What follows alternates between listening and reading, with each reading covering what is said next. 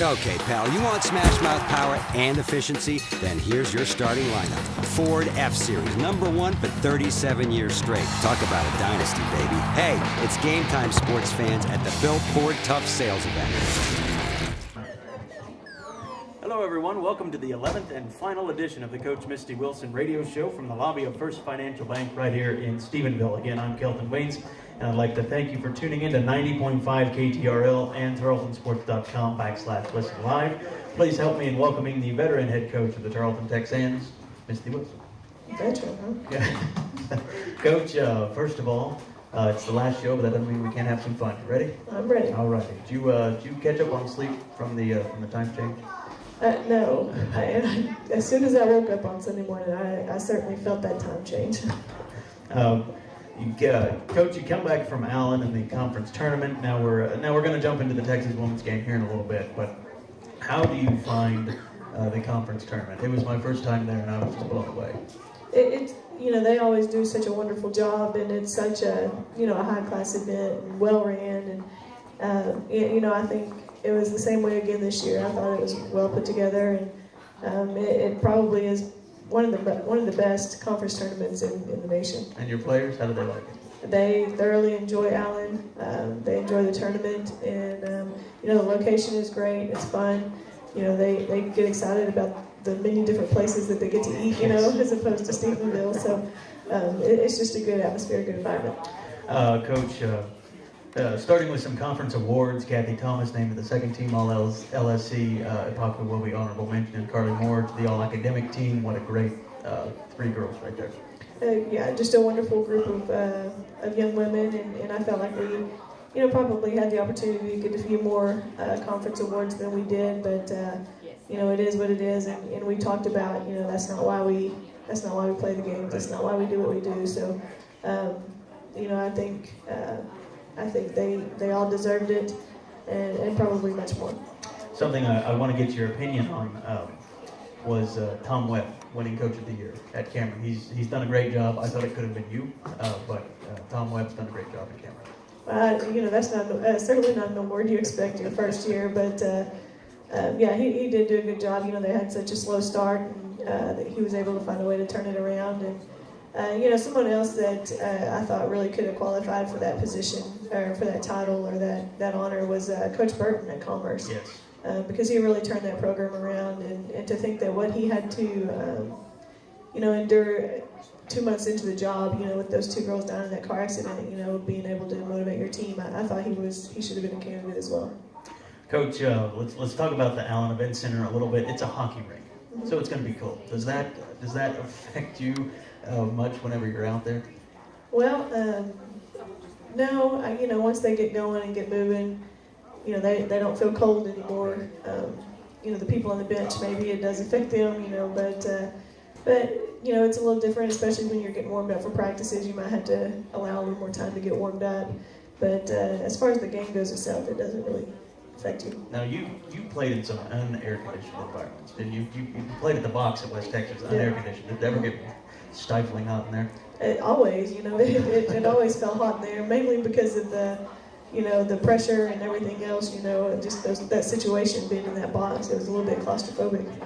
Coach, let's jump into the game. You start the conference tournament against Texas Women's. In the regular season, you split with the Pioneers, with the home teams winning. Unfortunately, you dropped that game 70-62. It ended up being the last game of the year. Your general thoughts on that game? I thought it was a battle. The game really wasn't decided until about the last 2 minutes. And I don't know how many ties there were, but when I was looking at the score, I saw that we were up to 12 at one point. And, it was just such a back and forth game, and both teams played hard. Both teams were pretty much playing for their conference, or for their postseason life. And we didn't shoot really well. There's not very many nights that two of our best shooters, and Raven and Bailey, I think they were 2 for 12 together. That's not going to happen too often. But Texas Women's did a good job. We had to earn every shot, and we didn't play probably more post defense than anything. We didn't make them earn every shot in the post. What did you tell your team after that game? Just told them, and we were all, I've said this before, I do this because of those girls, and so that was a pretty emotional moment after that game, and your seniors, and they're heartbroken, and it's really like watching your own kids hurt, and it was tough, but I told them that they worked hard and they had a great season, and we'll just have to wait and see what happens with the at-large bid. Those back and forth type of games, you've had more than one this year, for sure, but that's really just got to get your blood pressure going. That does mine. It does. I mean, it's, you can't expect, especially in the postseason, you can't expect very many blowouts in games, and so you kind of expect that to be the case, and, you try to prepare yourself, and, really the difference in that game, everything was almost even. They just made 3 more shots than we did, and that was the biggest difference in that game. You played Texas A&M Commerce and beat them by 44 on Sunday, and I had thought that one of the keys to that game was going to be able to capitalize on that momentum. It's one thing to say to capitalize on it, but it's another thing to do it. Mm-hmm. How do you do it exactly? Well, you have to, it helps if you get going early. You come off a game like that and, maybe you get an easy bucket, then that makes it a lot easier. Your first basket you score. It makes it easier to kind of use that momentum and keep going forward. However, if you have a couple possessions where you struggle, or maybe you give up an easy one in transition or something on defense, then it's harder to keep that momentum going. And I think to start the game, we weren't really in rhythm. There was a little bit of nerves, and we made some bad decisions with the ball and turned it over, and that kind of killed the momentum. In the first half, Pog had 11 of your 22 points. You finished with 17 points and 11 boards. We've talked about her being a force rebounding, but not really a scoring threat. Is that something that you're going to continue to develop with Ipaku, will we? Certainly, and I think one thing that will make her even harder to guard, because she can shoot the 3. She's hesitant to shoot it much, and you probably don't want her shooting it as much, but she can shoot the 3, and we're going to work with her probably over the spring and summer about getting a mid-range game, face-up game, and that way she can kind of be a scoring threat from anywhere on the floor. And, we all know that she can get in there and bang, even though she's undersized. But, maybe if you could play her in a guard spot next year, and then she can take some smaller defenders down there and really wear them out. Same question about Trevante Downs. She had 10 points and played really rather well. She was your spark plug when you needed it in the second half. Yeah, and Tori is, she's a very smart basketball player. She, you've seen her move, and you're like, why? But then, she just kind of surprises you sometimes with the moves that she's able to make. Coach Dacus calls her the snake, because she's able to kind of snake through people, and, she understands where the defense is coming from, and, yeah, she'll continue to get better and more healthy. There's talk of her maybe having surgery on her other knee, which she did last year, because she's just got old knees. I mean, that's just what she has, and, but, if she does that, she'll get more and more healthy, and she'll be more mobile. Coach, in the game, you held Kenesha Sego to 6 points. She really hurt you in the last 2 meetings. What was really the game plan on Sego that you executed well? No, just pressuring her and not giving her any open looks. We talked about taking the angle and not letting her turn the corner, and we did a good job of that. Raven and Kathy both guarded her, and every time she got to going towards the basket, they would cut off that angle and take away that last step towards the basket. So when she actually shot the ball, she was moving away from the basket. 11 steals helped you lead to 22 points off turnovers. I think you did a good job in converting your opportunities in there as well. We did. Wish there was a few more of those, because like I said, the difference was very small. But yeah, I thought our defensively, except for the post defense, mainly in the second half, I thought we did a good job. Coach Marks at the half mentioned that you had some quote-unquote bad turnovers in the half, but you only had 8 in the second half. What changed for you to go from 11 turnovers to 8 turnovers? Just helping the girls understand that every possession matters, every possession counts, and we've talked about it before. If we're going to run in transition and get open looks, then you might turn the ball over some. But we weren't going in transition. We were just getting in a hurry and just making bad decisions. And part of that is nerves. Part of that was just mental mistakes, maybe from fatigue or whatever. Those girls did play a lot of minutes, like Kathy and Raven, and then they played a lot of minutes. So sometimes fatigue can, we have a saying, fatigue makes a coward of us all. Kind of out in from left field here, Coach, but I want to get your opinion on it. Coach John Calipari at Kentucky. I listened to him do a radio interview, and he got upset with his team in one game because they only had 9 turnovers. He wanted more because he wanted that to, he believes turnovers equate to taking some risk. What is your opinion of that assessment? Well, I was, as a player, I was a big risk taker. I tell Coach March all the time he would have hated me as a defensive player because of some of the stuff that he stresses. But, with risk, sometimes comes reward, and sometimes, you just have to suffer the consequences. But, I'm all about, I like to press, and I like to, really get up and pressure the ball and take some risk where the ball is concerned, because I think if anything, you're forcing decisions, and you're forcing the person with the ball to make a quick and maybe a bad decision.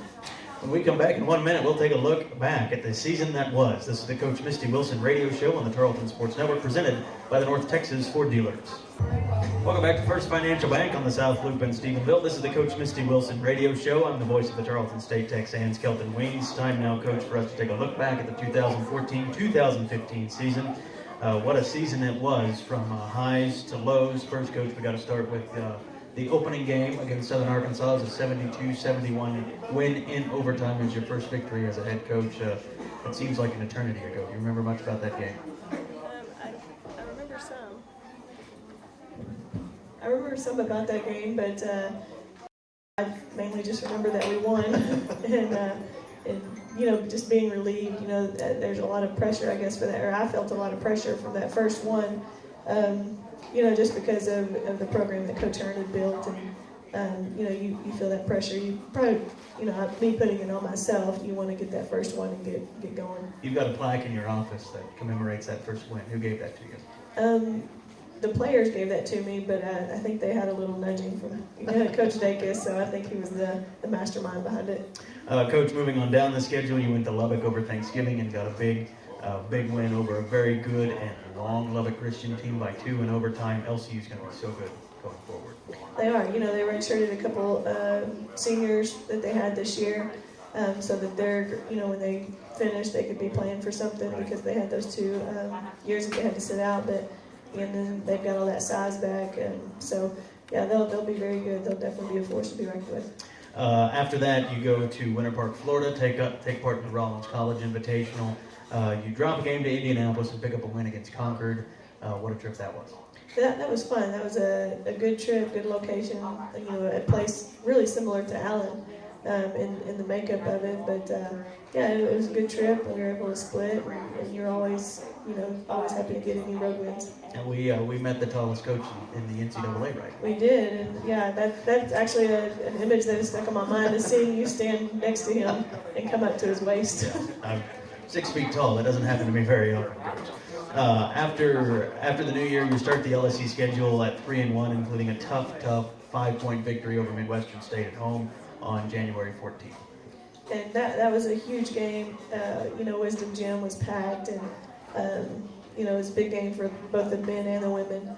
So we had a lot of support, and just that victory in itself was, I really was hoping that would be a big turning point for our team, and they would realize that they could play with some of the best teams in the conference and in the nation. And then right after that, you go on a 2-game losing streak against Cameron, and then a 1-point loss to West Texas A&M. I thought the WT loss was a very difficult one to digest. It was. We were talking, some of the players came over and we're watching that selection show last night, and we were talking about how every tiny little part of a game matters so much, because you have that WT win at home, and more than likely our season is still going.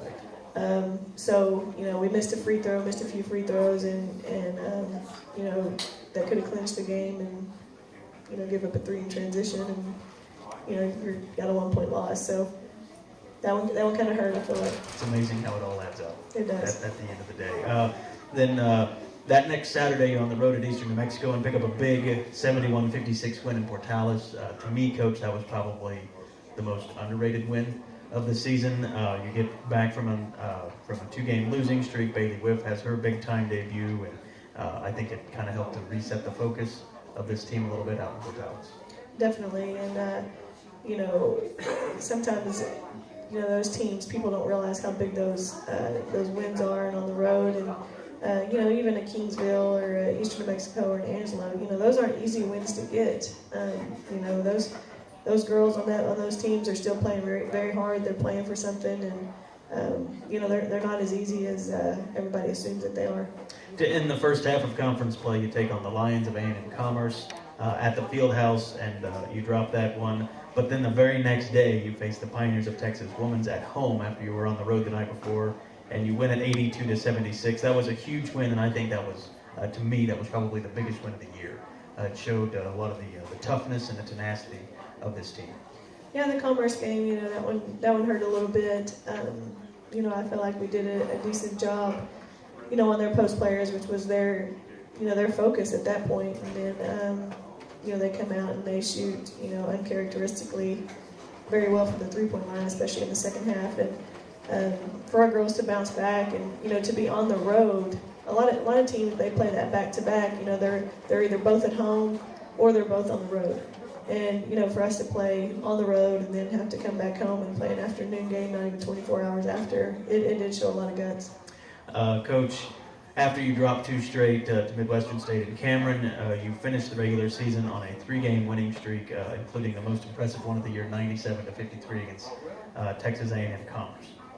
And, our goal going into those last 6 games was to go 6-0, and we knew we had WT on the road, and really we stumbled out of the blocks on that, and that was the difference in that game. But to think that we made that a 13-point game after being down 15-0 was pretty impressive. And the way they finished, I felt like we had good momentum going into the tournament, and the girls were playing with a lot of confidence. And that Commerce game, both of our seniors have said senior night was perfect for them, so that was a good way to send them off. Coach, what was your most memorable victory this year? Probably off the top of my head was probably Southern Arkansas, just because it was the first.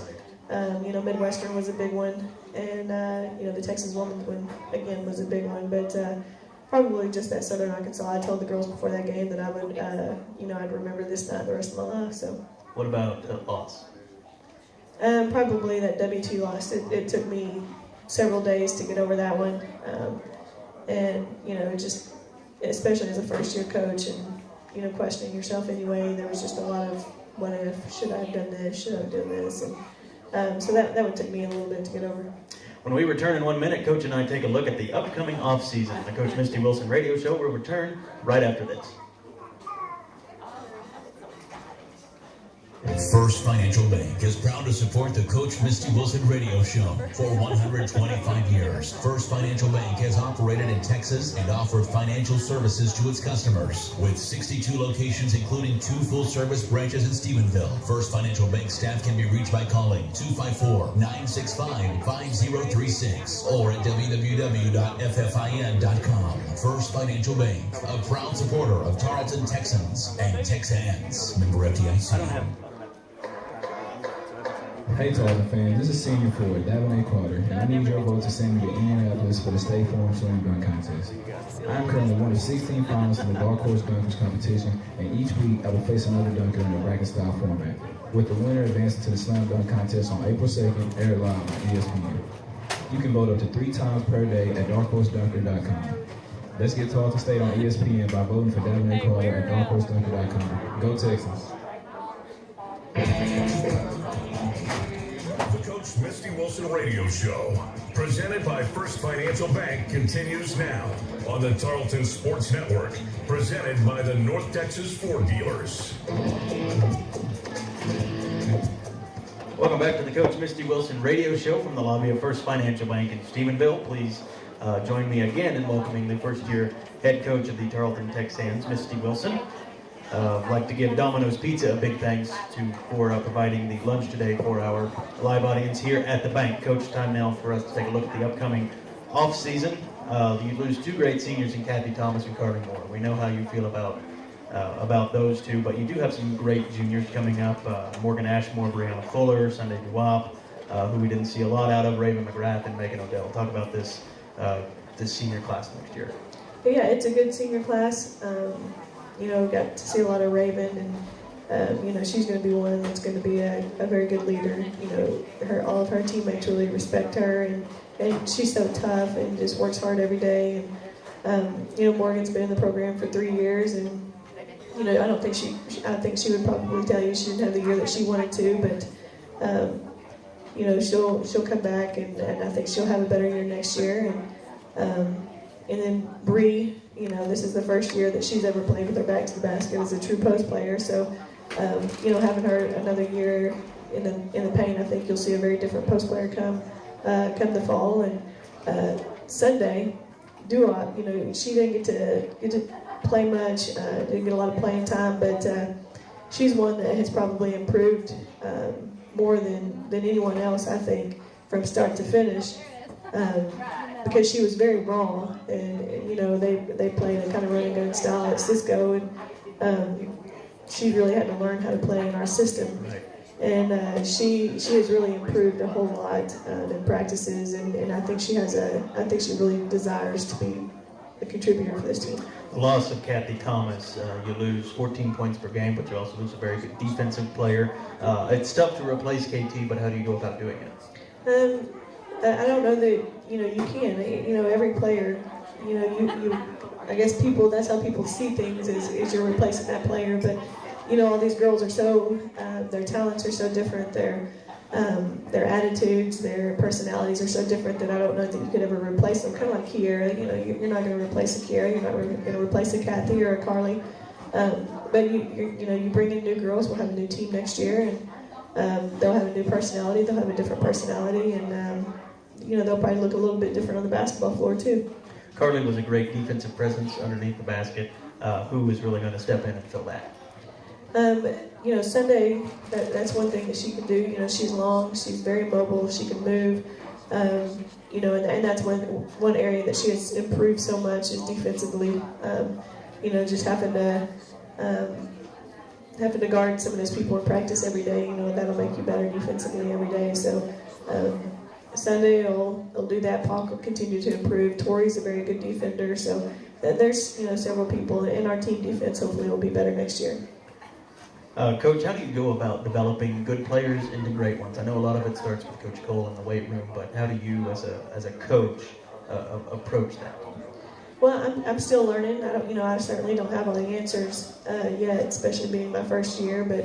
I've learned so much from Coach Hearn and the way he developed, the post players, and he really has the credit for developing Kiera because he was the one that worked with the post players, day in and day out. But, you spend a lot of individual time, and we have the opportunity in the fall and now in the spring to spend some individual time developing the parts of their game that really need it and the parts that fit into your system, and that's what we'll do. Let's talk recruiting for a minute, Coach. Do you have a specific strategy whenever you go after players? What do you look for in players when you're recruiting them?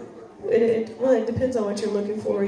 There's some that you're going in and you're looking for people that are going to have to contribute right away. There's others where maybe you're looking for potential, and you see maybe some size, but they haven't been coached, they haven't been developed, and you kind of have that, and Kiera was actually one of those players. Kiera Wright was one of those players where there wasn't a lot there as far as, initially to the eye, but you saw a lot of potential. And so you just have to have and you're going to miss on some, you're going to make some great decisions and you're going to miss on some. So, but yeah, that's what we're looking for. People that fit our system, people that have their priorities straight on and off the floor, and then ones that definitely have the desire to be great in basketball. Coach, final question. When you recruit, you're basically a salesperson. Mm-hmm. And every good salesperson has that good punch. What's yours? Do you care to share? Honestly, my knockout punch is when they get to spend time with our girls. And when we get to bring them on their official visit and they get the opportunity to hang out with these girls and see what they're like together and around each other, it's really they're so fun.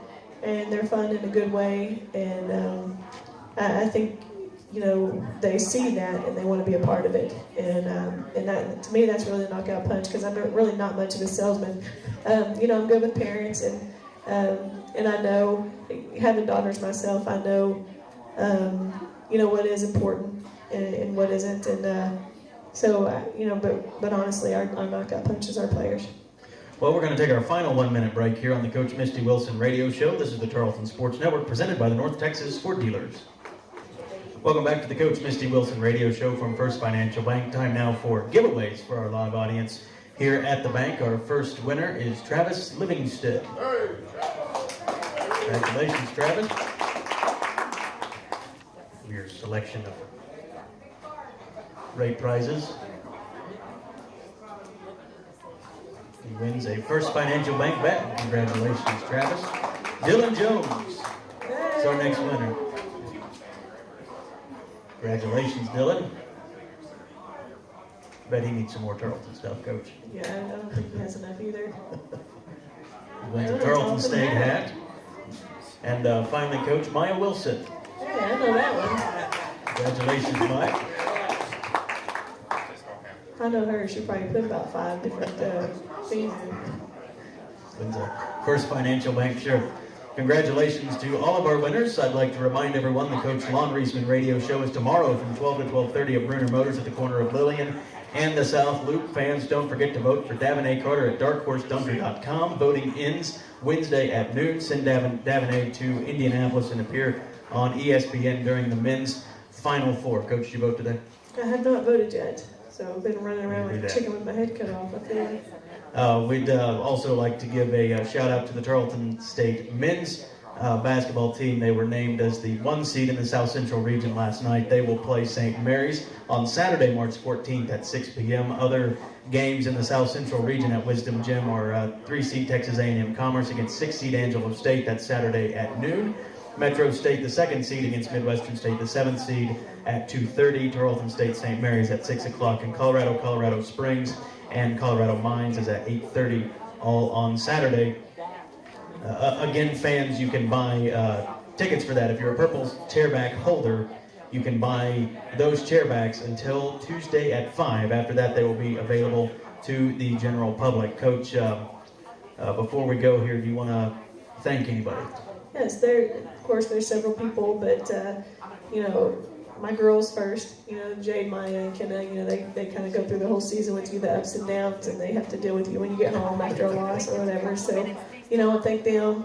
Coach Hearn, who, supported me all season, and, he's such just a powerful presence in my life, and I'm going to try not to get emotional, but, the fans of Wisdom Gym and our band and our cheer and our dance team, they were always there for us, and especially our band, they're just unbelievable, and they're so funny. They're certainly comic relief when you need it, but Dr. Westbrook does a really good job with them, and just the support staff, Terry, Susan, Coach Reisman, Justin, everyone, Troy upstairs, that kind of make this job easier, and certainly my staff, Coach Marks, Coach Dacus, and Jake Stevens. And Nate. And Jeff. Well, I'd like to thank everyone involved with this broadcast of Tarleton Athletics, our producer back at the KTRL studio, Aaron Young, and our on-site engineer, Jody Lee Cottle from KWBY. Thanks for your support this season. Also, thanks go out to Nathan Burrell and Jeff Smith from Tarleton Sports Information staff. Big thanks as well to Domino's Pizza for today's lunch, and to First Financial Bank for being such great hosts all season long. Also, thanks go out to the Plowboys for being such great supporters of every show. And most of all, I want to thank everyone for listening and supporting Tarleton State Athletics all season long. And Coach, personally, in early December, I lost my grandmother. I had to make a trip home, and then 2 days later, I was on a plane to go to Florida with the team. And I want to thank you for letting me be a part of this team a little bit. That helped me get through that. So thank you very much for this season. It's been a great time, and I'll never forget it. Well, we have thoroughly enjoyed you, Kelton, and look forward to the years ahead. And, we enjoyed really every trip. Our team, I know you probably agree to this, our team makes everything so much more fun. So, Coach, finally, you get the last word on the season. If you could sum it up in just a few sentences. I could not ask for a better first season than what I had and to coach the team that I did. Well, that's going to do it for our final edition of the Coach Misty Wilson Radio Show from First Financial Bank. For the final time this season, I'm Kelton Wayne saying goodbye from the lobby of First Financial Bank in Stephenville. Thanks for your support this year. Thank you and have a great day, and we will talk to you on Saturday night from Wisdom Gym.